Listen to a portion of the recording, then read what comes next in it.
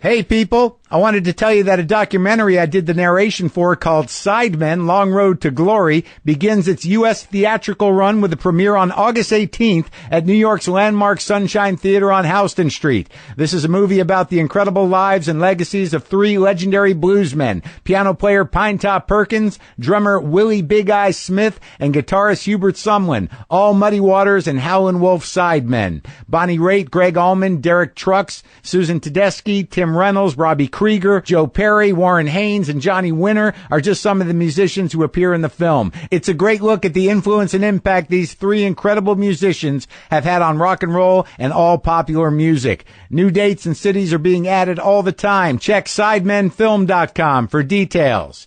Yeah, the blues, man. All right, let's do the show. Lock the gate!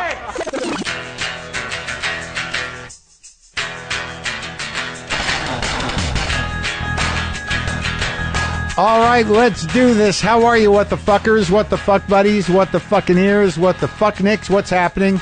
I'm Marc Maron. This is my podcast, WTF. How are ya? How are ya? Huh? How are ya? That was annoying. What was that? Where did that come from? How are ya? Anyway, how's it going? You all right? You hanging in? Look, you know, folks, I know that some days are a little heavier than others on this show lately in terms of this monologue, but Jesus, what do you want from me? I'm just a guy living in the world. If the world is coming through me in a certain way, I got to put it out there.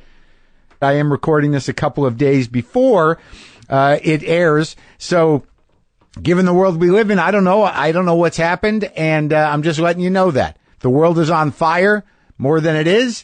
And you're wondering why I didn't talk about it, is it's probably happened after I record this, all right? You dig? We good? I do want to tell you a few things, get you up to speed on some shit about my life. They picked up Glow, the Gorgeous Ladies of Wrestling show on Netflix that I'm in. They picked it up. Netflix is going to do another season. We start shooting in October. There's some news. So for those of you who like that show, it's coming back. And I'm going to challenge myself even deeper as an actor. That's my plan. And my guest today, Jennifer Jason Leigh, I'm going to pester her for tips. A little bit. All right. I had to. She's a great actress. I was happy to have her here. She's in an amazing new movie called Good Time. And I wanted to be annoying. Yeah, that's what I set out to do. I wanted to annoy her for some wisdom, for some acting wisdom. What's been going on? What have I been putting in my head? Oh, this is some good news. The Leigh Morgan doc that I talked about, I called him Morgan, is now on Netflix. If you want to learn about Leigh Morgan, I'm sort of still down that rabbit hole. I'm mad that I can't see Kamasi Washington and Herbie Hancock at the Hollywood Bowl on the 23rd because I'll be away. What else? I watched the entire 10-part documentary. I think I told you this, of Ken Burns and Lynn Novick's Vietnam in preparation to talk to them. I did talk to them. You will be hearing that soon, and that blew my fucking mind in a good way and in a fucking horrifying way. Oh, yeah, Mississippi Records, a label I had no idea anything about, sent me a care package, and there's some fucking amazing records in there. There's a Jessie Mae Hemphill record, just fucking raw boogie-ass blues, like John Lee Hooker style. Didn't know anything about her. Love her. And then there's this beautiful record, Blind Alan Wilson, the singer of a lot of Canned Heat stuff, the harp player and guitar player, one of the prime movers in the old Canned Heat band. This is an album of just his stuff. And it's beautiful. And I'm watching movies. And I just watched that movie, Good Time, that with my guest. I've seen most of her movies, but this is the new one that she's in. It's a little part. What a fucking movie, man. And you know what? I'll tell you what else is going to happen for me this week. I had to get a new mattress for my guest room, so I went and ordered a brand new Casper. And you know what that means? It means that big Casper box will get delivered straight to my door, and then I'll be able to watch it break free of the box and come to life right in my guest bedroom. I got the full deal, the foundation, the Casper sheets, the Casper pillow, but the main event is the Casper mattress that truly lives up to the hype. It's a perfect mix of firm but soft. Buying the Casper is easy. Just order online like I did, and it's delivered to your door in a box. You have to see to believe, folks. You just won't understand how they fit a mattress in this box. And then it just breathes life. It takes a giant breath of air. Casper is available in the U.S., Canada, and now the U.K., and shipping and returns are free. We spend 1/3 of our lives on our mattress. It's so important to truly sleep on a mattress before committing. That's why Casper gives you 100 nights to try it out risk-free. Get $50 toward any mattress purchase by visiting Casper.com/WTF and using code WTF. Terms and conditions apply. That's Casper.com/WTF and use the code WTF.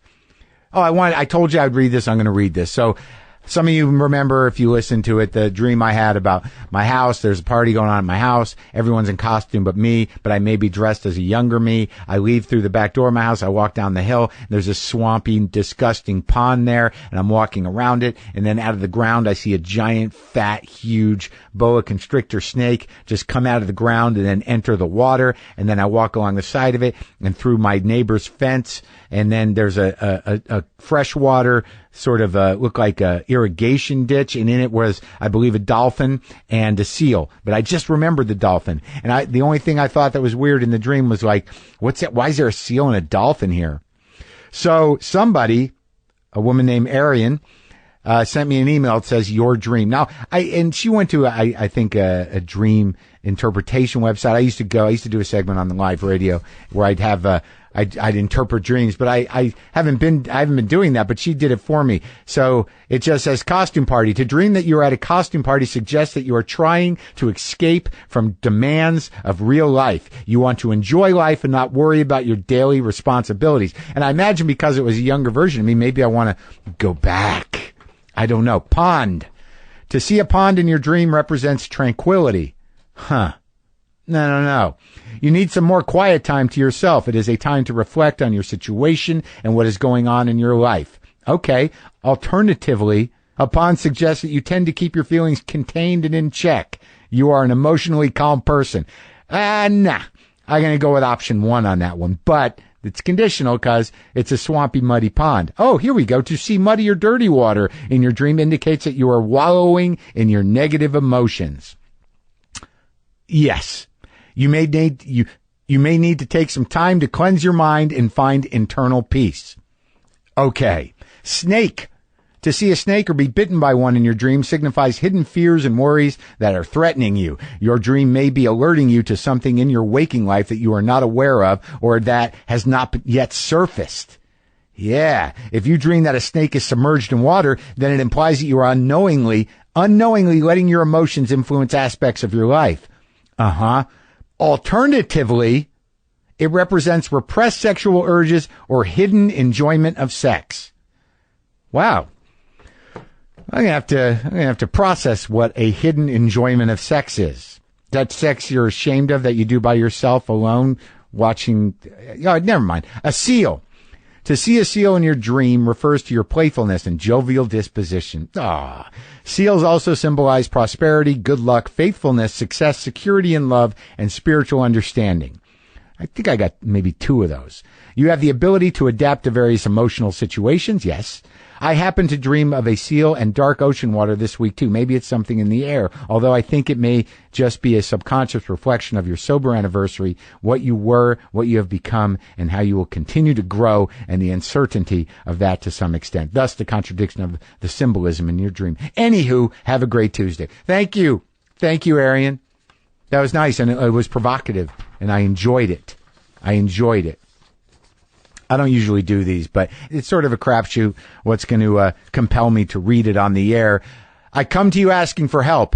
Hey, my name is Brian, and I'm nobody in particular, studying at SUNY Purchase in New York. I have a severe crush on this girl named Summer, and she has a birthday coming up on August 20.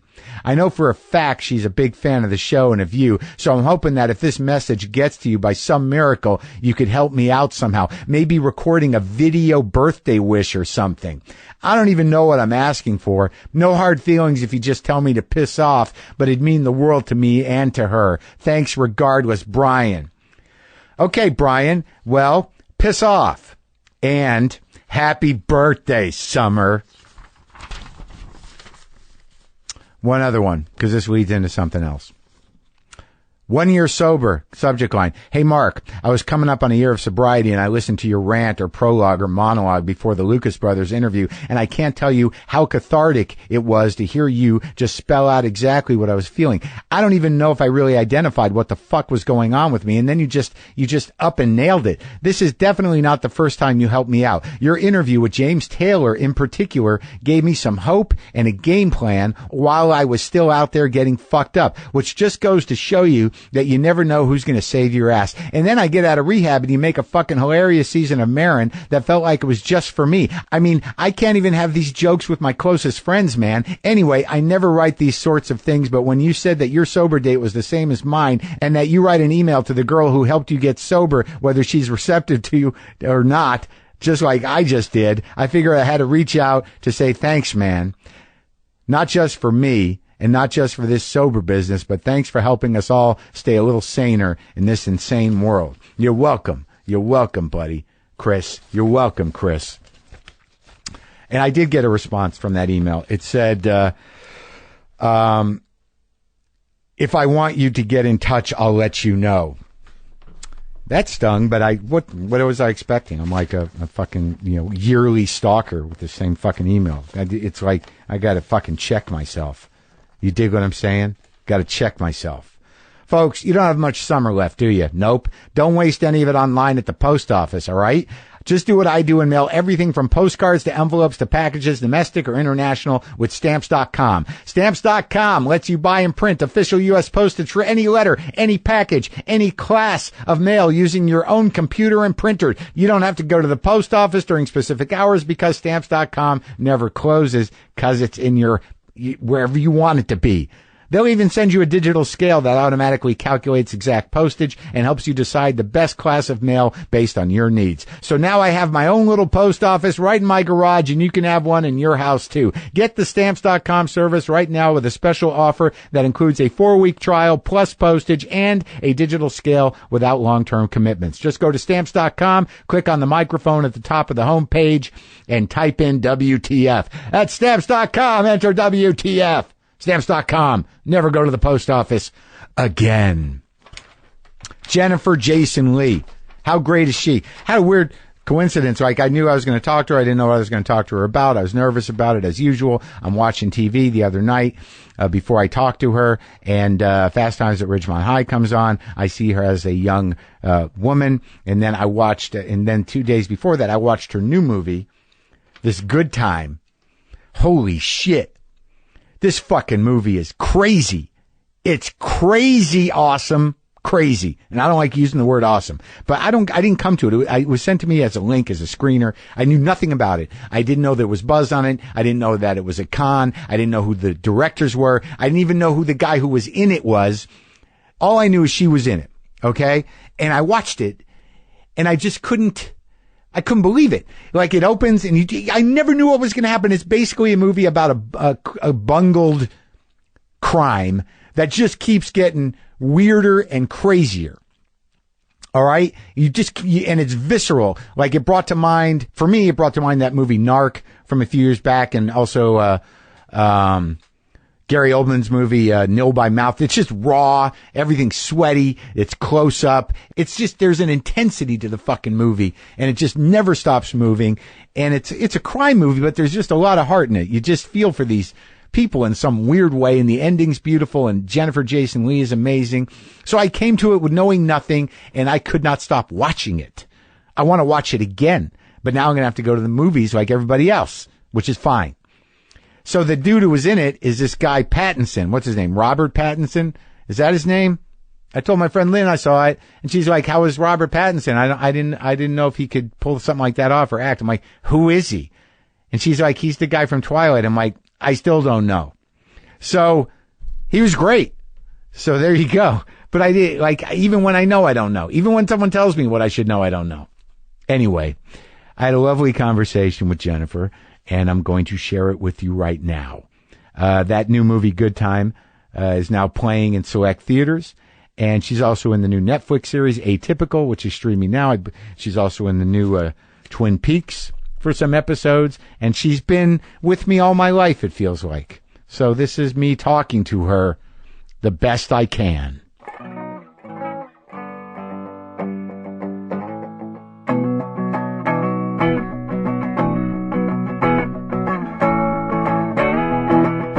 Tough morning already? Already, yeah. Really? You wouldn't know it. I went swimming already, so that's good. I worked out already. You want to just take a nap?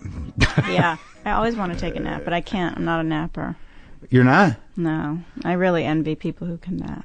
I can do it. I mean, like, I can't do it necessarily on purpose. Oh. Like, you know, sometimes it's just... It's just sort of like, I guess this is happening. Just in the middle of our interview, you might... Yeah, narcoleptic. Yeah. Just kind of... No, like, I'll lay down on the couch and just for a second, then I'll be like, ugh. And it'll happen. That's great. Like, I can't plan it. You can't plan it. I know people who can plan it. And they do it every day? Like whenever they want. Nap time? They could do it twice a day if they wanted to. Mine are usually based on complete anxiety. Like, you just shut down. Right. System shut down. Yeah, system shut down. And that could happen at any time. Well, I really hope for you and for myself as well that it doesn't happen. It's not going to happen during this. Right. You're not anxious right now. I mean, not about this, about other, of course, all world things. Sure, but I do get a little anxious, but I didn't, because I don't, like, you know, we don't know each other. I feel like I know you because, like, I grew up with you somehow. I feel like I know you because I listen to a lot of your podcasts. Oh, good. So I know you somewhat. So you kind of do know me. Yeah. But I don't know, like, I know you because, like, I feel like we grew up together and I would watch you do things. Right. But that wasn't really me, of course. No, I know. But yeah, I understand what you're saying. Yeah, like, there she is again. Yeah. Oh, she's like, that. Oh, yeah, there's Jenny. Yeah. Yeah, now she's doing that lady. That's crazy. Well, why is she doing that? Dude, those are questions you ask yourself. It was funny. Weird things happen. Like, I was, I don't know why. The coincidence, but I tuned in. Fast Times was on like 2 nights ago. Mm-hmm. And I knew you were going to be here, and I'm like, I should watch this for a second. Oh, look she's a little girl. Yeah. It's funny, right? Well, it's cool. I mean, because, like, you were good in that, and then, you know, it was a great movie. Maybe it's a generational thing, but I think it still holds up. I think so, too. I haven't seen it, of course, for like 20 years. But if it comes on, do you, like, watch it? I'm not really a channel surfer. Oh. So I don't... It's the only way I do things. That's the only way to catch things. Right. And I don't. Did you give it up? You never were? I'm too lazy to turn the TV on. Oh, really? I'm actually very lazy. Really? When I'm not working, I'm very lazy. Well, how do you watch stuff? I have to really make a point of it. Oh, really? Like, yeah. I'm going to watch something now. You don't just sit and, like, bleh. I don't really like the whole channel surfing thing. Right. It doesn't appeal to my sense of calm and, like, focus. I got that for you, didn't I? Oh, I think I have. No, that's not. That's yours. Someone else's. Here, let me have that. This is yesterday's. Yeah. I think that's might be Alice Cooper's water. I don't want that. He's pretty healthy. I'm sure he is. You don't want old water. I like to know the person whose water I'm drinking. Sure, if you're sharing a water, you at least have met them. Not off the street. Hand. Yeah. Like, oh, there's a half a thing of water. I guess I'll drink it. Mm-hmm. So what do you do when you're just sitting around? Nothing. You don't read? Oh, I love to read. Yeah. Oh, good. Yeah, I love to read. Have you read anything good lately? Well, I'm reading. I love the St. Auburn Apples. I just really garbled that. Garbled it. The St. Auburn. As I'm drinking water. Take 2. I'm doing the Patrick Melrose novels. Did you read those? No. What are those? Okay, so they're by Edward St. Auburn. Yeah. And they're amazing. Yeah? Really, truly amazing. So you're one of those people that can, like, read for entertainment? Yeah, I can read for... Like, my mom's like that. 8-hour chunk of time. Yeah. And my mom will sometimes just read shitty books just because, like, she likes to read them. Just likes to read. Yeah. The big novels that, like, are just, like, entertaining. But, like, for me, like, someone's got to refer me to the fucking book. It's got to be a good book. Yeah, I want it to be a good book, too. It's got to be a genius who wrote it. Yeah, you know, or else I like those, too. Right? Yeah. But my mom could just read garbage you get in the supermarket, you know, just kind of like... Yeah, I can't really do that. Well, I don't know if it's garbage. I don't know if I couldn't do it, but I would rather not read than read garbage. I'd rather look at a beautiful magazine and look at pretty pictures of things I might want to buy someday. Yeah. You know, or look at pictures of pretty houses. Do you things like that? Oh, pretty houses. Do you look at real estate sites and stuff? No. But I mean, like a magazine, like Architectural like Digest or something. Dwell. Yes. Dwell. Let's go, Echo. Let's do it. Yeah. And you like to look at stuff you might buy? I don't. I have a problem. Like I don't do that so much. I mean, I do have a I mean, like I can go on Net-a-Porter and do some damage, or you know. Right. Yeah. Those are dangerous. I mean, that's the danger of having a phone where you can actually make purchases while you're lying in bed before you go to sleep. Can do anything. That's dangerous. Yeah. Like, why not feel that? Yeah. Like, oh, I just bought that. And I just bought that. And then, like, later the box turns up and you're Christmas. like, what's this? Happy Hanukkah. I have no memory of this, but it just cost me a lot of money. Wait, there's 3 boxes. When you open it up and like, oh, shit, there's that. Oh, yeah. Yeah, it's dangerous. I do think. Do you live here? I do. You do? I grew up here. I know, but I thought you might live in New York. I thought, like, I don't know why I thought maybe if you lived here, I'd run into you somehow. But like, what part of town? Do you ever run into anyone in Los Angeles? No. It's so rare. It's like it seems supernatural when you run into someone in Los Angeles. It's not built that way. It's not. It's like, oh my God. I mean, you stand there kind of like right here, breathing and like you can't even believe it. It's such an amazing event. It's crazy. Yeah. Well, yeah, because you'll see somebody at events or dinner parties where you expect to see them. Oh, yeah, there's that guy in a suit.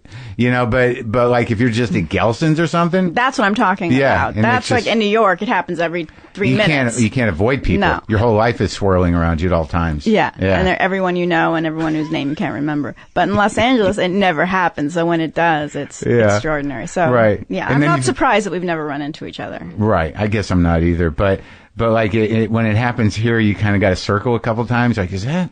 I don't know. I haven't seen them in a long time. They can look totally different. And then you're like, oh, hey. Yeah, it just actually happened the other day. Who'd you see? Anyone I know? Well, I was with my son at a play at the Actors Gang. They do these great like Shakespeare plays for kids. So it's like Transformers or whatever, but to Midsummer Night's Dream. Oh, really? And it's free, and it's great. Yeah. So we go every year. Yeah. And there was a little girl in back of us, Poppy, who said Romer. And so it was the same thing. Like, she recognized Romer from preschool. And now they're about to enter 2nd grade. So that's kind of a big deal at that age, you know? And I was so impressed by that. By the kid? By the kids recognizing each other. There was something so sweet, touching and sweet, and, you know. Yeah. Does the kid get Shakespeare? How old is Well, they make it so that the kids get it. Yeah, that's what's so great about it. So Romer's they use a lot name? of Romer. Yeah, so he's 7, but we've been going since he was 3. Was he named after the director? Yeah, but it's pronounced differently, of course. Oh, how's it pronounced? The director's name would be pronounced. A lot of people pronounce it Romer. Oh, is it Romer? But you know, a lot of Americans pronounce it Romer. Yeah. The 4 Americans that know him, mispronounce. So we are 2 of them. 2 of them right now. It's happening in real time. Now that's amazing. Yeah. So now, like, no one ever turned me on to Shakespeare. Did anyone turn you on to Shakespeare at 7?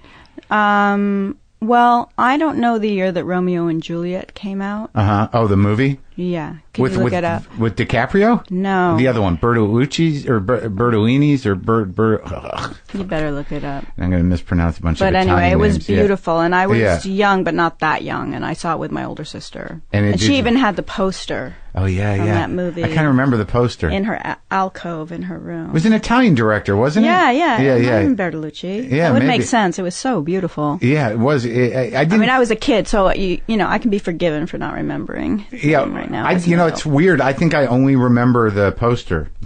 Poster was beautiful, and the score was beautiful. Oh, that's that sad. A Time for Us, right? Oh my God! Am I right? How does it go? Oh God! Oh, wait, if you have me singing, it's going to be really bad. No, it's a time for us someday. That's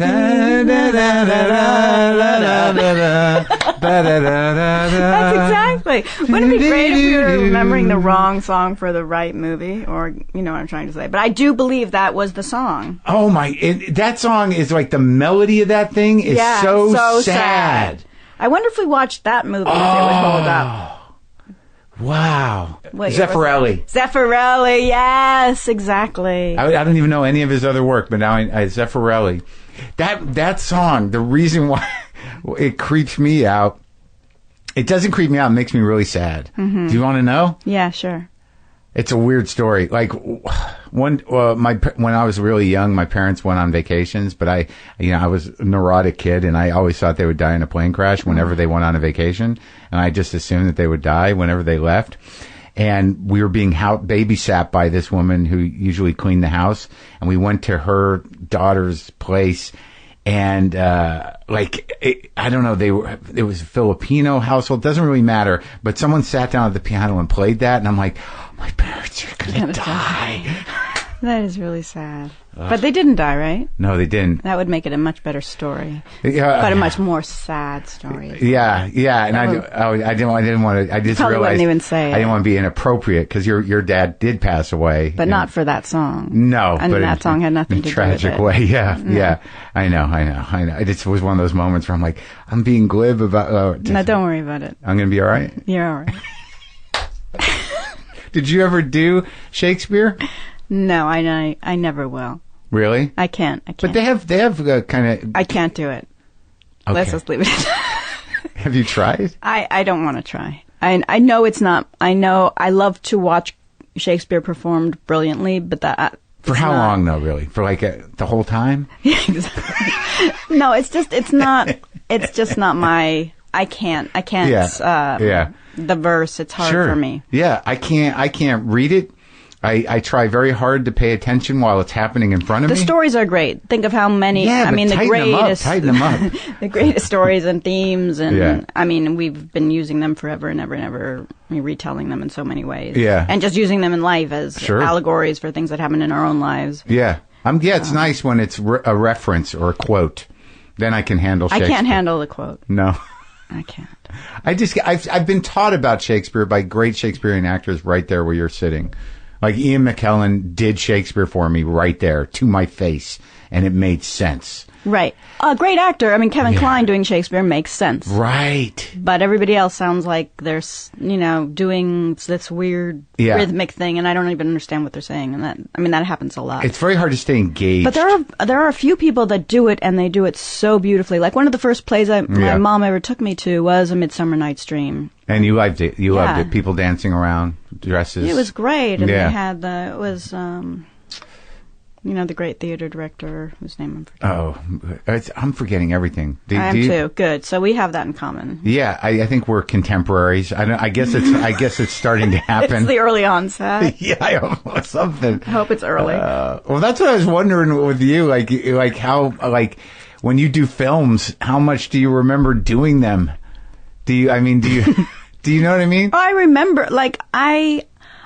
I've always had a really poor memory. Oh, really? Yeah. But how are you with lines? Oh, that's no problem. It's weird, right? That's just part of my body. It's not. Yeah. It's nothing I've ever had to consciously learn. Yeah. I just some kind of osmosis. I read the script so many times that it becomes osmosis in a certain way. I just sort of. You do when you prepare. You go. That's how I learn it. That's how I get to know it inside and out, and it just makes it so easy because then you can never be thinking about your lines, or you'll never inhabit them. Yeah, I need that. Let's do acting class. I need it. All right. Because what do you want to know? I will be your teacher for that'd be great. 10 minutes. Do you want to act? I had been. I'm in the new Netflix show Glow. I did all 10 of them. Oh, cool! About the women wrestlers. And how was that for you? It's great. And I did 4 seasons of my own show on IFC, but I wasn't a trained actor. I'm a comedian. But I knew that I could do it. Uh-huh. I've done a little here and there. I've done some stuff with Swanberg too. I did his series Easy. Joe. Oh yeah. Great guy. Yeah. Good director. Very good. So I've been doing acting. Okay. But now I'm going into a second season of Glow. I got the character. I know the guy, and I think I did a good job this first time. And people seem to think I did a good job. But I want to go deeper. So if I feel when I watch myself act between me and you. Mm-hmm. I know I'm doing a good job, but in between the lines, and I know I'm dressed up as the character, I am in the character, but inhabiting it, so there is some in between the lines when I'm just sitting there. I don't always think I'm the guy. Do you know what I'm saying? Yeah. And that's not a good feeling, right? It's not that I'm sitting there going I'm just jerking this off, I'm just acting here. I don't feel that in the moment, but there's something about being in the body, about that inhabiting thing, where I guess it's just a complete lack of self-consciousness that you have to learn as a skill because you're just doing it in 5-minute chunks or whatever. Because there's that cut, and then you're back out and just staying in. You know what I mean? Yeah. Because I watched a new movie. Oh, good time. It was great. It's a great movie. It's a great movie. It's just raw and and there's so much, you empathize for all of them. I know. The energy is so crazy good in it. It's crazy. And crazy. And crazy. And you really have no idea where it's going. Never. I mean, those guys are really brilliant. Who, the actors? Ben and Josh Safdie, no. The directors. Oh, they did it. There's two of them? And Benny's in the movie. He plays the brother. Oh, my God. He's one of the directors.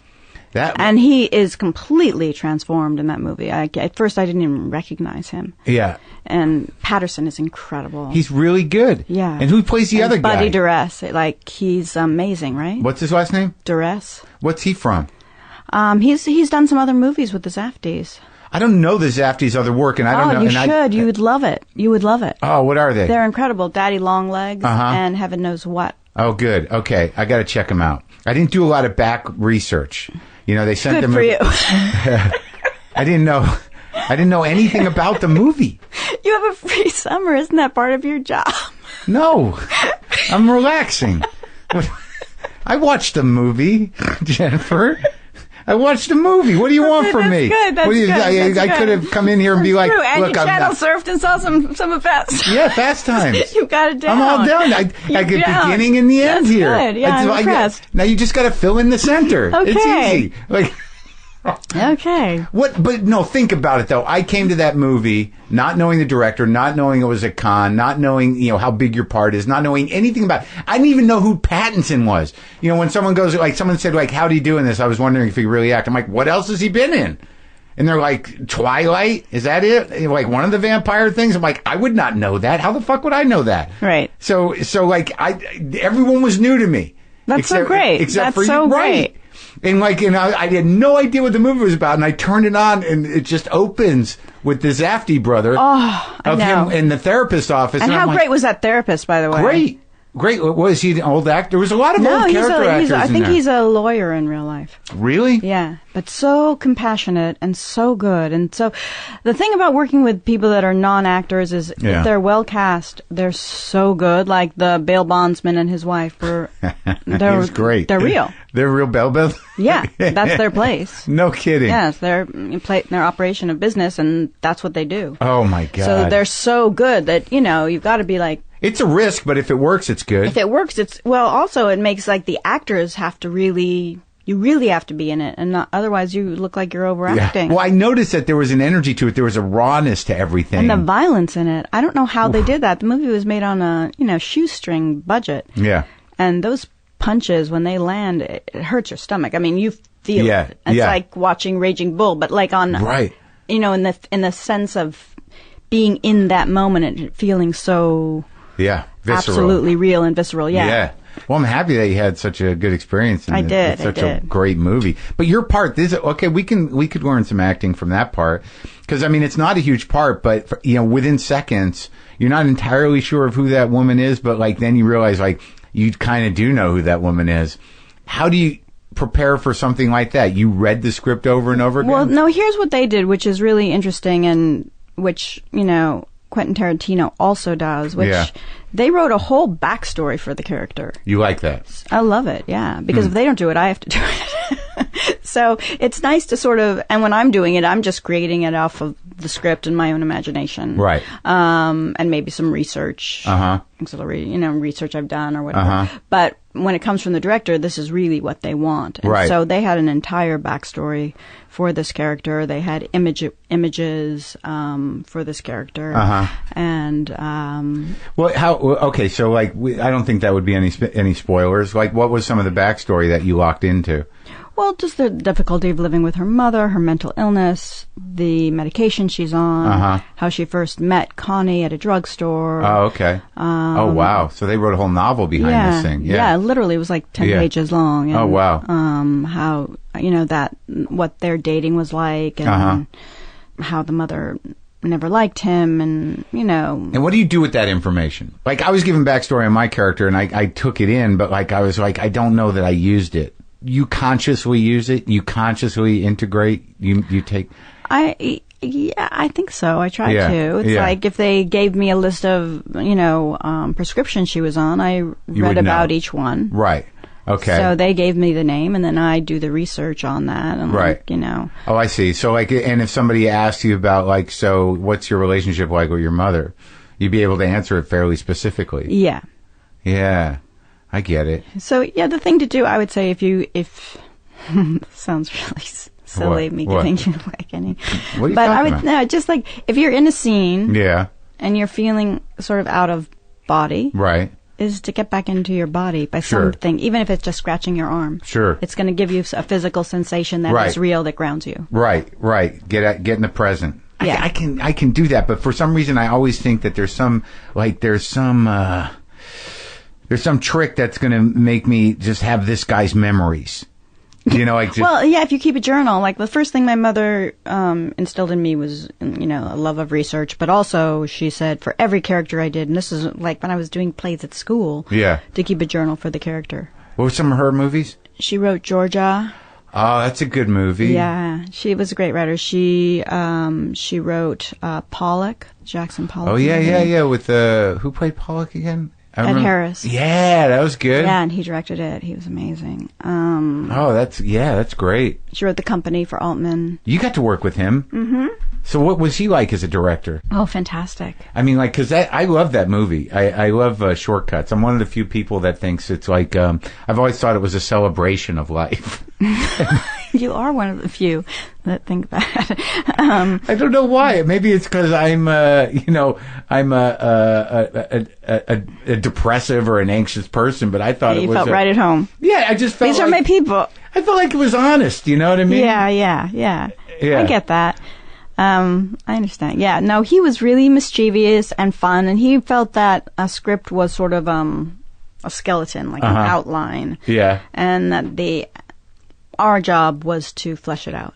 So there was a lot of improvisation with Altman, and he loved everyone to come to dailies after work. I've heard that from somebody else about him. Right. In fact, if you didn't show up at dailies, it was not a good thing. Really? Yeah. So he really wanted you there. And then you showed up and there was wine and pizza and salad. And, you know, it was like this big familial gathering with the crew and everybody, you know, watching the work you did the night before. So it was like watching really well done home movies in a way with, you know, and you got to share together all that work that you had just done. And was it that whole cast, or just like on any given day it would just be he would like the whole cast to come, whether you're in the scenes or not. No kidding. Yeah. That's a lot of people. It is. For that movie. And sometimes people couldn't show up for, you know, various reasons, but if you were in town, it was good to show up, and sometimes they would be 3 hours long.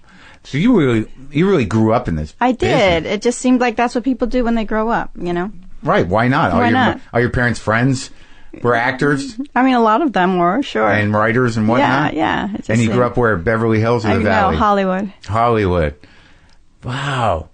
And like, and your dad was sort of like in the business. Both of them, it seems, were in the business from the 50s. Like way back. Yeah. So and that must have been amazing. Yeah. Do you look at it in retrospect as being amazing? I do, but not as a child. It was just your life. Right, know? I get that. But it was just normalcy. I mean, it wasn't anything special or extraordinary. But you knew they were charismatic, fun people. Oh, I mean... Who was hanging around when you were growing up as a kid? I mean, like Bob Denver came over for dinner. Gilligan? Which was a big deal for me and my older sister, because it was like Gilligan was in our house, you know? And he knew your dad or who? Or your mom? He knew my mom and my stepdad. My mom and my father, they divorced when I was 2. Oh, okay. So it was mostly your mom's friends that you saw? Yeah. Bob Denver. Yeah. And how'd you know him? Just from TV? I have no idea. It might have been my stepdad, who was a director, who knew Bob Denver. He was a TV director? Yeah. Mm-hmm. Wow. So, and I got to go on the set of the Mod Squad when I was a kid. Can you imagine? That was pretty cool. Peggy Lipton. That was groovy. And that crew. Yeah. That must have been really groovy. It was. But also just like going on a set and seeing like, oh, this is the living room. And then you walk around and it's just I love that flat. part of it. It's incredible. It's still, to me, to this day. I love it. I love the magic of something looking so real and it just being like made of paper. It's beautiful. It's amazing that feeling of being backstage Because that's like really what show business is. Like if you do the Tonight Show or I do a stand-up show or you're doing a play, when you're just back there with the guy holding the rope or whatever, you're like, this is great. Now we're going to go do the magic thing. Right. It's pretty cool. It's really cool, especially if it's a big production. Like, back when Conan was at NBC, sometimes like they were walking a horse through the hallway, like, and you're like, oh, show business. Yeah. Yeah, it's fun. So when did you start acting? Like when you were 2? No, my parents did my mom and my stepdad did a movie in Berlin, and I was an extra in that. In Berlin. So you did a lot of world traveling as a youth. Yes, I did. And not a lot, but we were in Berlin for a while, we were in London for a while. I guess that's not that much. Berlin, but that was like Berlin pre-wall. Oh, yeah. And so it was intense. We went to East Berlin. They confiscated my comic books. They did? Mm-hmm. I did not get those back. Do you want to write a letter? Maybe you can get them back now? Yeah. I think they're gone. Yeah, I think it's over. Yeah. Do you remember what comic books they were? No, but they were kind of... they weren't Archies because they, at the American bookstore, they didn't have Archies, but it was kind of like the Archies. There was something like a little bit like romantic. Right. And they took them. They took them. The commies. Commies got your comics. They took my comics, yeah. Mm-hmm. I hope someone enjoyed them. It's like when you go through the airport now and they take your creams and stuff. Or when your you lighter. go through Heathrow. Yeah. You're just like, really? And then they throw them away. And you're like, at least keep them. At least give them to someone. They're really nice. They're good. They're good creams. Like, and they're just like right into the trash. Yeah. And they give you that option. You can go put it in your baggage and check it. I'm like, I don't check anything. I can't stand checking anything. I don't check anything.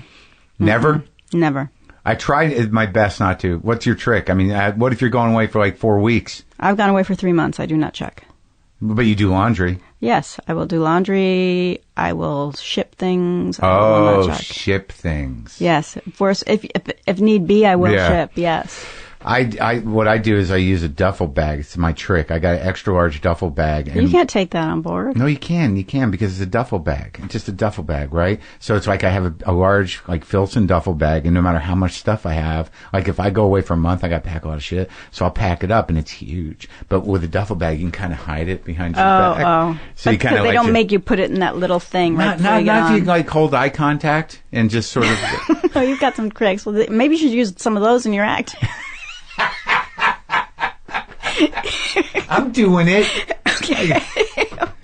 Where I'm just sort of like, it's just casual. Like I've got a 150-pound thing on my back. You need a secret when you're acting. Yeah, that's good. That's a that's a good trick. Yeah. Okay. What does that mean? That's a good trick. What is it? How just does like that work? Just like what you did. Oh, okay. Okay. Just something that you don't want anyone else to know about that keeps your mind on that. Okay. While you're doing the scene. Just another extra thing. Or like, did I leave the oven on? Right. Yeah. Yeah. Like it doesn't have to have anything to do with the scene, just with your character and just with your... You're kind of thinking about something else. Yeah, like in this case, you're thinking about, are they going to realize that my duffel is way too big? Yeah. It's not going to fit overhead, and I'm not going to be able to shove it under the seat. Do the thing where you take the blanket out and you try to hide your luggage under the blanket. Mm-mm. Have you done that on the plane? No. Wait, no, I don't know that one. That's how they always want you to put everything overhead. Right. But sometimes you don't want to put it overhead. So you just wedge the blanket there? I just put a blanket over my lap so it looks like, and then and I hide it. Oh, good for you. On the floor. Yeah. No, I haven't done that one, but usually I can get it through because I know it'll fit in the thing because it's soft. Right. So you just kind of wedge it up there. Where'd you start learning how to act? Well, my mom actually didn't want me. I loved acting all the time because I was a shy kid, so it was a way for me to come out of myself and make friends. And because when you're a kid, acting is just playing house, really. Right.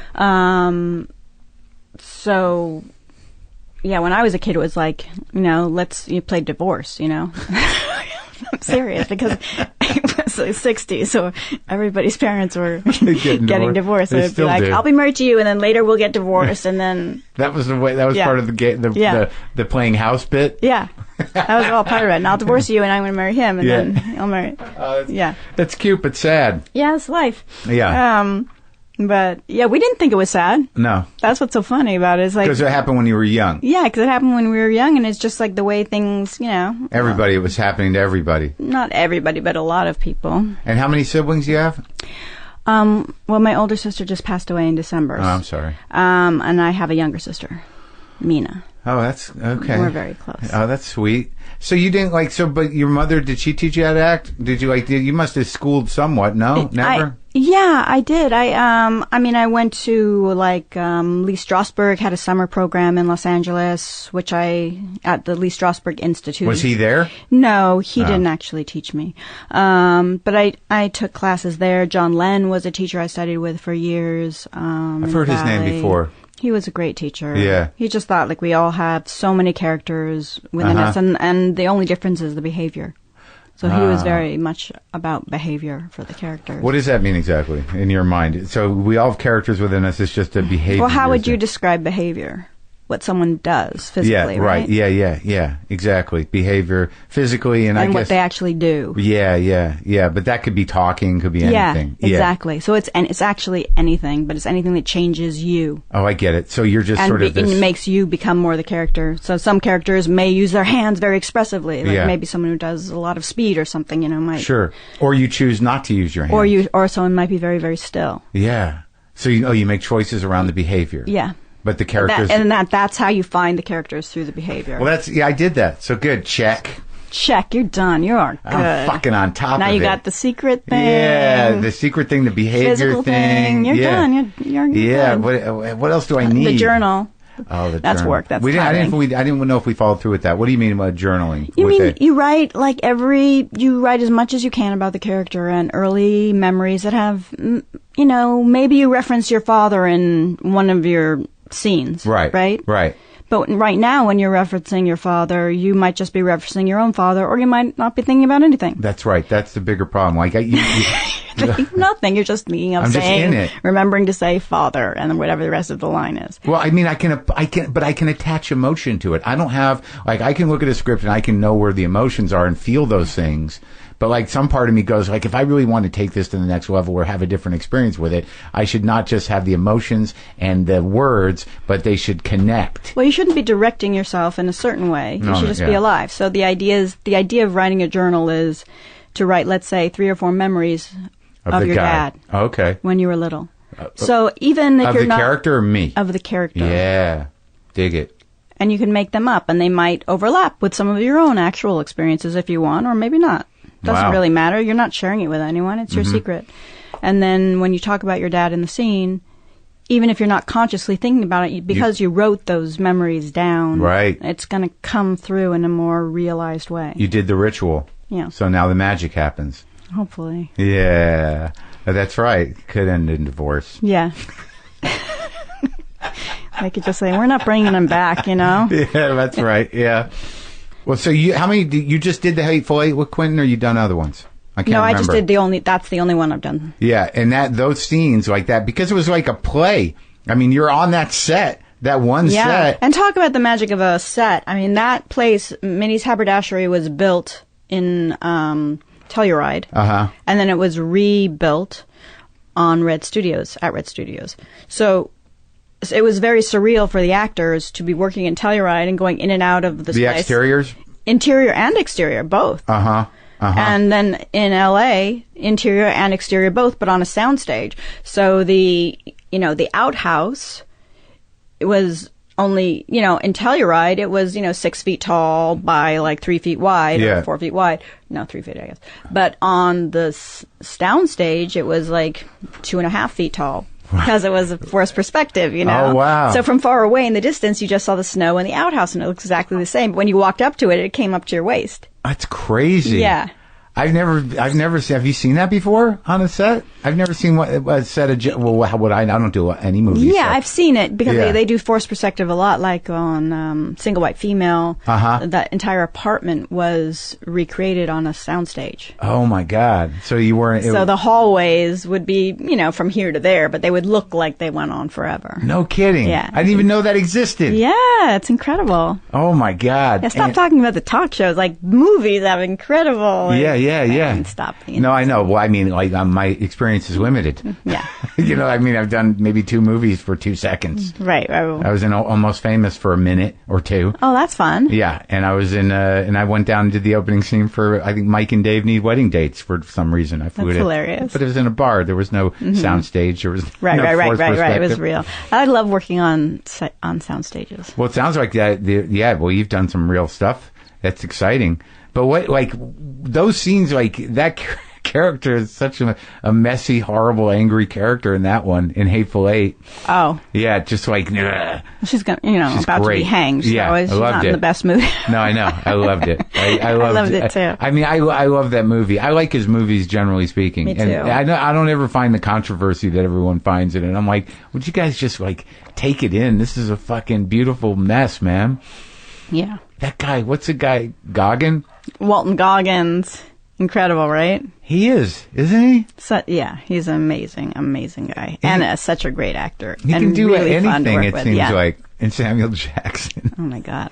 We still, I just got a text from him. Like, we still text each other all the time, too. Oh, yeah? Yeah. Is he a solid dude? Yeah. So you start acting, and you just go to camp, the Strasbourg camp, and you work with, what's that guy's name? John Lenn. John Lenn. And then do you stay engaged with learning with people, or do you just, at some point, just do it? Well, I mean...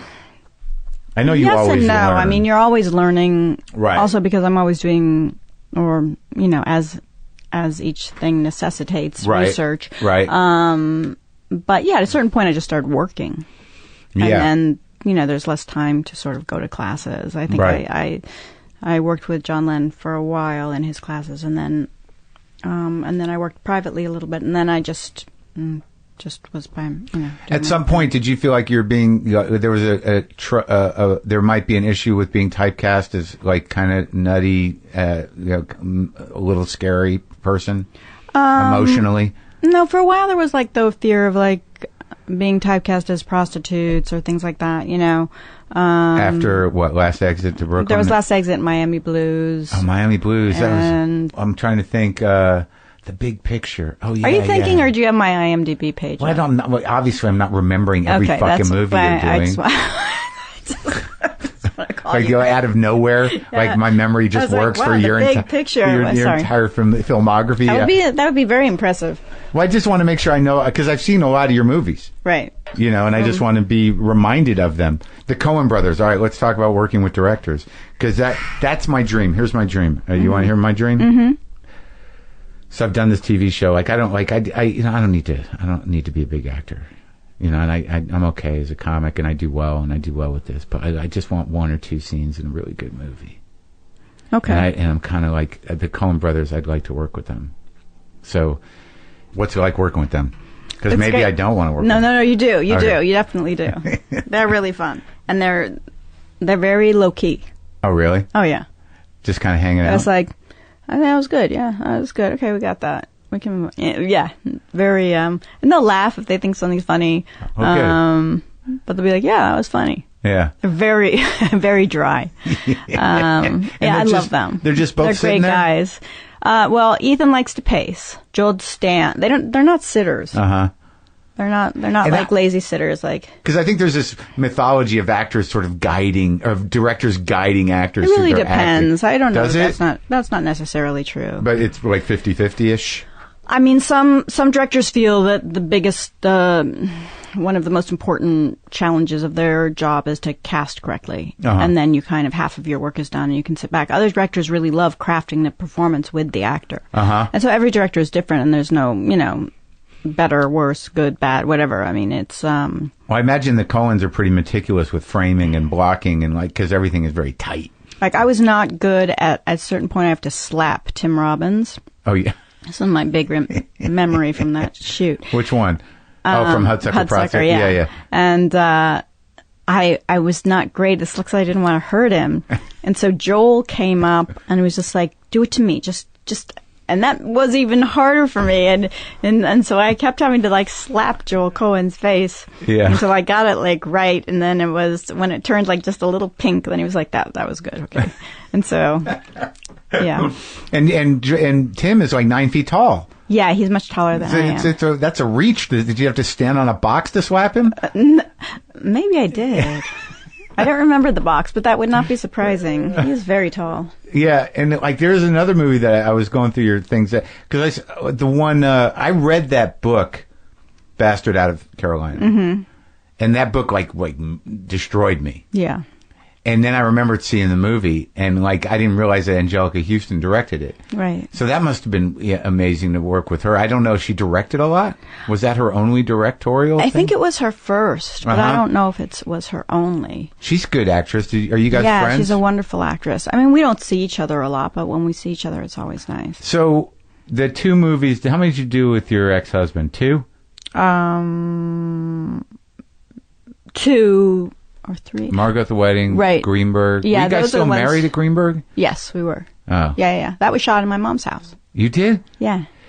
That's that's one of those movies. There were parts of it where I'm like, I think this is a little too close to home for me. To you? Yeah, a little bit. It's like it's not completely, but right. It's of our generation, and it's a particular type of guy, right? And you know those people. Yeah. Now, could you work with him again, or is that not? No, we're friends. Yeah. Oh, you are? Yeah. I guess you have to be when you have kids. Absolutely. It behooves the whole situation. Hugely important. Yeah. Let's talk about Charlie Kaufman. Okay. In Anomalisa, which I thought was the greatest movie. Oh, thank you. Me too. I love it so much. That character that you played. She's so sweet. Oh my God. I really love her, and I love that he, wrote that for me. That's such a. Did he? Yeah, he did. That was sort of an incredible thing for me. Yeah. Also because I grew up in a family of like people with beautiful voices. Yeah. Not only singing voices, but like speaking voices. My sisters and my mom, and I always had kind of like the worst voice in the family. And so and people would remark on that. I mean, I remember friends of my mom saying, if you want to make it as an actress, you really need to work on your voice. Really? Yeah. What was wrong with it in their eyes? I don't know, but it made me feel inferior and slightly self-conscious, and I always thought, I need to work on my voice. But then to get this, which is all voice. Yeah. And she's the voice that he thinks is magical, and it brings him out of his depression, and makes him feel that there's hope in for a little while. There's hope for love and all, for a little while. Yeah, but a little while is a big deal in his life. Yeah. So it was really personally very meaningful to me. And I also I love his writing so much, and he's just the kindest, loveliest, most genuine guy. There's not a false. He's never full of shit. Ever. Yeah, and he's straightforward and kind of a genius. He is a genius, and I think his imagination is you can't even wrap your head around it. I know, I can't. Well, that other movie you did with him, I can't wrap my head around it. Yeah. How do you say it? Synecdoche? Yeah. I think you're almost there. Yeah. Schenectady, I think. It's not Schenectady, is it? Is it Synecdoche? Maybe I'm wrong, Schenectady is an actual place. Right, so it's close to that. It's close.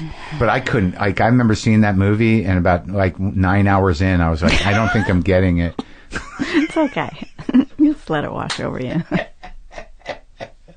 You'd like talking to Charlie, though. I did talk to him. Oh, you did? Okay. So he's incredible, right? There are moments in that movie, human moments, that I've not seen done in not real movies, but non-animated.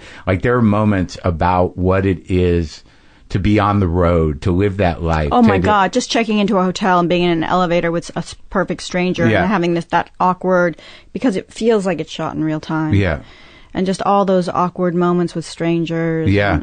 And that scene where he reaches out to his ex or to one of his exes, just that, that world of being on the road as being an alternate lonely universe. Yeah. is a very real thing if you've lived that before. For I don't even understand why. Like, if you go out of town and you stay at a hotel, even for 2 days, you're like, where am I? Yeah, there's that strange thing. I'm and so there's isolated. The thing that you want to put on the door. Yeah. And then do you want to order room service? Because if you do, then you have to deal with the whole interaction, which is so awkward. Right. And then the food's going to be in the room, and the room's going to smell like food, and then you got to put the food out in the hall. I always do the food out in the hall myself. Yeah, me too. Of course. Get it out. But a lot of people, that you can call and they'll take come get the tray out. And then you got to deal with them again. I've had doors close on me, Oh. The hazards of room service. Have you been rough life. Stuck in a hallway, poorly dressed? No, but I have had to, not poorly dressed. I have had to go down and get my key again because I got locked out of my room just bringing the room service out. Sure. So the whole thing of saving time by doing it myself has ended up... Yeah, a disaster. Yeah. Mild disaster. Yeah. Not too horrible. Very mild. Yeah. But when you do an animated thing, like that kind of work, do you do the same process of building that character? I mean, we did that originally as a play. Oh, that's right. As a radio play. That's right. So we did it at Royce Hall. We rehearsed in New York for a week, and then we came out to Los Angeles, and we did it at Royce Hall. And oddly, in that movie, unlike non-animated movies, somehow you were afforded a lot of backstory in that movie. At certain points, eventually, a lot about that woman. Yeah. It's so beautifully written. It really. Oh my God. It was so heartbreaking. I mean, it's really funny, but it's also really heartbreaking. And it's more human than some human movies. It is. That's and what the sex scene was more... real. Yeah. It was much more real than a lot of the sex scenes I've done that, were entirely naked. I guess you have a little more freedom and leeway to make it... It feels more private when you're in this dark room with just mics and a screen. It's we didn't even have a screen. I mean, it wasn't animated yet. First we recorded it, and they filmed us recording it. Yeah. David Thewlis was standing 6 feet away from me to record the sex scene, and yet it felt much more intimate and embarrassing than a lot of sex scenes that I've shot on film. Because of the dialogue? I think because it's all your voice, so you can't really hide behind the kissing or the physicality. There's no way to hide, and so it felt very naked. Yeah. And the dialogue is the also awkwardness of so it. awkward. Yeah, it's so beautifully written that it's like that thing. That's Charlie Kaufman stuff is so well written. Really, if you just are open and you just say the words, you're going to be really good. Oh yeah, I wish he did I wish he was doing movies every year. I do too. I just love watching them. I love reading them. Reading a screenplay that he's written, or the same. It's also similarly with the Coen brothers or Quentin. To be able to actually read one of their screenplays is a gift in itself. You know? You're oh my God, it's so much fun. It's so exciting because you don't know where it's going to go. Yeah. And what about with this new one? Well, with Good Time, I didn't even get the script. They sent me just the pages. Yeah. Just the Why scenes. do you think they did that? Why'd they do that? To protect the movie, or just to no? I protect don't think it was. I think it was because they want an uninformed performance. They just wanted me to know what my character would know, right? And only know Connie through my eyes. So I don't know him. I don't know all the other things about him. I only know as he presents to me. And so that's why they just gave me the backstory and my scenes. That's smart. It is. It's really smart. Yeah. It's not like I'm an actress. I can handle knowing the full arc. Yeah. But there is something fun about when you're working with directors that you really admire and respect, to just throwing yourself into the way they work. Yeah. Because it's going to bring out something different in you. Yeah. Yeah, definitely. And that's exciting. Where did those guys come from? I think Queens, Manhattan. They're New York guys. Yeah, totally. And the other brother, he didn't appear in it. No, Josh. No. So what's going on now? You're just doing press for this, and are you shooting something? You're on a TV show, right? I did a Netflix thing that's on right now, and I'm about to go to London. No, to this. We rehearsed in London 2 weeks ago, and I'm about to go to. First, I'm going to go on a little vacation, then I'm going to go to the south of France. It sounds like a vacation. Yeah. But it's actually for this Patrick Melrose thing I'm doing for Showtime. So. Oh, okay. Those books that I've been reading over and over again are... They're going to make them into a thing? Yeah. Oh, so that's good. there are 5 of them, so each one will be its own hour. And what are you doing in it? Are you acting? Are you directing? I'm acting, yeah. Yeah? Edward Berger is directing. And like, I guess I should help out the Twin Peaks people. I mean, you weren't in the first one? No, I was not in the original. So now you're working in that environment, or you did it already. I did. It's done. Yeah, of course, and it's on. Like I can't. Like I barely got through the first one. Right. You know, like the original Twin Peaks. I was like, oh man, is this going to pay off? What's happening? I liked it. I thought I like him. He's incredible. Yeah. Yeah. I mean, what is he? But that was similar in that I only got. First of all, I just talked to him on the phone. And of course, if David Lynch calls you and says, do you want, would you like to work with me? You say yes. Yeah, of course, I'm going to show up. I don't care how many episodes it is. I don't care how small the part is. I just want to. Small parts are sometimes good, though, aren't they? Yeah. Like, if you really got a meaty small part, it's like it doesn't even matter. You just want to have that experience of working with a director, And what was it like working with him? It was fantastic. We really shot in the middle of nowhere, in the middle of the night, and he's very open and very specific at the same time. And there's just a sweetness to him, and he's funny and lovely and odd, and I just really got a kick out of him. And at one point, and Tim Roth and I just worked together on Hateful Eight. And right. I didn't know he was going to be playing my husband, and suddenly he's playing my husband. And so it was great because we were so familiar with one another, and we loved each other so much. So it was so easy to take that on. And we already had our own backstory just because we had just worked together for 6 months. Sure. So you had the emotional connection. Yeah. Yeah. Oh, that's great. And then Tim, I think, said, I'd like a scene with Jen. I'd like another scene with Jen. Let's have another scene. And I think he had a couple ideas. And and then he went and he wrote it. Oh, good. So he wrote a scene for us, which was really, really sweet. He's another one of those guys that really can capture some sort of atmosphere. Like they're directors that that's a real magical thing to have, to be able to create an atmosphere. Yeah, I mean he's specific. Talk about props and atmosphere. Like there was a stool, but it wasn't the stool that was in his mind. Oh, really? And so there was time taken to find the correct stool. I think he really has images. I mean, he's such a filmmaker, and he's so visual. His movies are so visual. When you think of his movies, you think of certain scenes, right? And images from those scenes. Sure. And a lot of photographers have been inspired by his movies. And, Crutzen, you can imagine being inspired by David Lynch movies. Right. So, so if he has something in his mind and it's not right, he will take the time, even though this was a pressurized budget. They didn't have a huge budget to make this, and it was very, extravagant, and ambitious to make on a little budget, or a smaller budget. And so, it would take time out to get the stool right. Yeah. Well, I could see that because, one of my favorite movies of his is the tractor movie. The one where the guy, what's it called? The something mile? Okay, I'm sorry. Yeah, I don't remember either. Don't ask me the name of what's that thing that sucks dirt off the floor. Don't ask me that. Don't even. Hold on. I'm gonna do what we've been doing because we're just shameless about it, I guess. The Straight Story, but that when Farnsworth comes up on Harry Dean Stanton's house, and and Harry Dean's just sitting out there, you could tell that that's meticulous. Yeah. That porch, whatever the hell's going on there, that was exactly. He's showing you exactly what he wants you to see. Right. And I think Wes Anderson's probably like that too. Yeah. Every goddamn frame looks like a panorama, like a jewelry box. It's exactly. Like a diorama. Do you do a diorama? That's what I was looking for. Good. See, we work together. I know. I'm telling you, between our two brains, we can figure it out. So stage, do it? No? I've done it. Yeah, I love it. Sure. You do? It's a young man's game, but it's great. Oh, yeah? Why is that? It's really exhausting doing 8 shows a week. Oh, yeah. It's really, really exhausting. And, the hours are late, and it's the adrenaline. Oh, yeah. Is insane. And you almost have to go into denial about how terrifying it is. So you go into complete denial about it, because if you actually experienced that adrenaline and the terror, you would not be able to go out.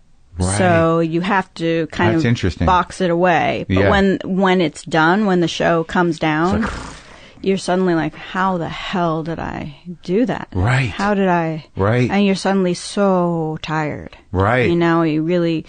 And suddenly you don't have to get, if the play asks for it, you don't have to get slapped every night at a certain time and pretend it's not going to happen in your head, so you're not anticipating it. There's all these things it's like at a certain time of day, I remember Jane Addams once said in describing like doing theater, at a certain time of day, your world goes crazy because it's just the same exact thing is going to happen. You know, it's just this, and I would describe it as like this, every day you wake up and you think, oh, how lovely, I can wake up so late. Yeah. And then there's this monster just waiting for you at the end of the day. And I mean, look, if it's the right play, like Cabaret, which I did, I had the best time doing. But still, at the end, I did not have to get slapped every night and thrown down onto a couch. Yeah, and I was singing. Yeah. I mean, maybe not well, but I was singing and I was enjoying it. I can't speak for the audience. Too. Yeah, I really loved all of it. I had the best time. And out of that experience came like Anniversary Party. Which is your movie. Yeah, which is a movie Alan and I directed together and wrote together. And yeah. Are you going to do more of that? You know, you never know. I'd like to. I think I would like to. I mean, I really enjoyed that experience. So we'll see. How many kids you got? Just one. Oh, okay. Well, that's manageable. It is. Quite. Good. Well, it was nice talking to you. Yeah, it was great talking to you. Thanks for coming, and thanks for helping me. Yeah, thanks for helping me. You're welcome.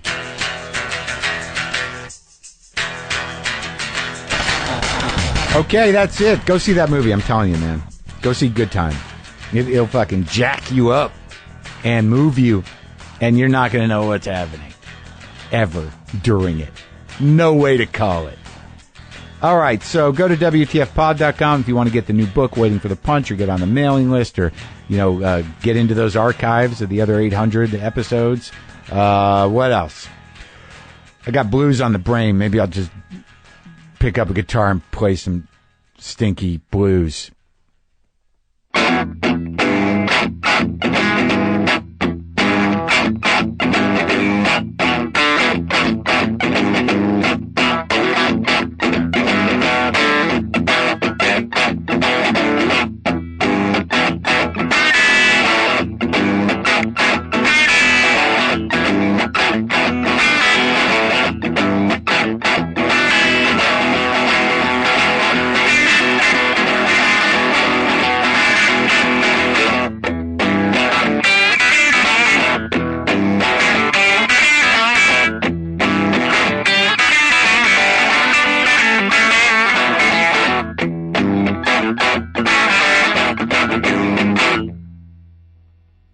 Boomer lives.